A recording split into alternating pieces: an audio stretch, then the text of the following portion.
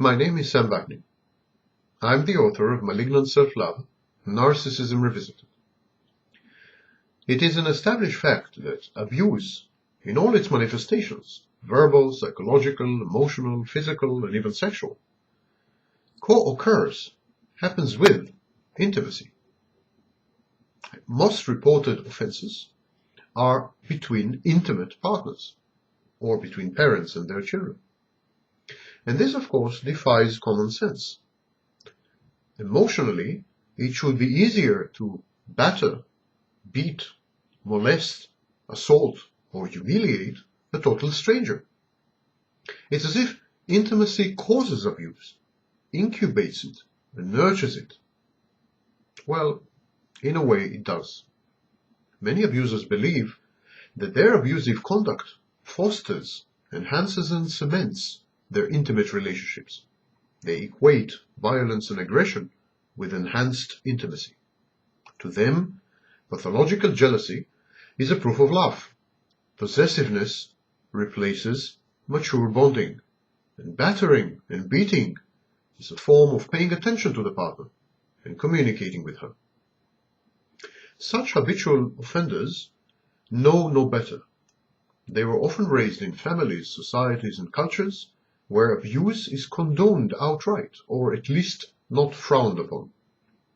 Maltreatment of one's significant others is a part of daily life, as inevitable as the weather, a force of nature.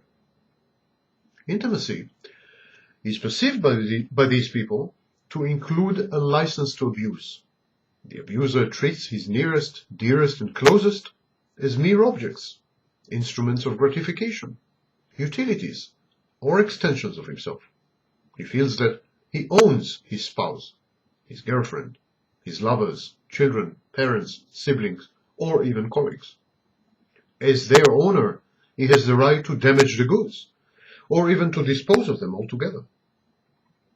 Most abusers are actually scared of real intimacy and deep commitment and mature relationships. They lead a pretend, confabulated life. Their so-called love and so-called relationships are gaudy, fake imitations. The abuser seeks to put a distance between himself and those who truly love him, who cherish and value him as a human being, who enjoy his company, and who strive to establish a long-term, meaningful relationship with him. He is terrified of intimacy, and they frighten him a lot. Abuse, in other words, is a reaction to the perceived threat of looming intimacy. It is aimed at fending intimacy off. It is intended to decimate closeness, tenderness, affection, and compassion before they thrive and consume the abuser. Abuse is a panic reaction.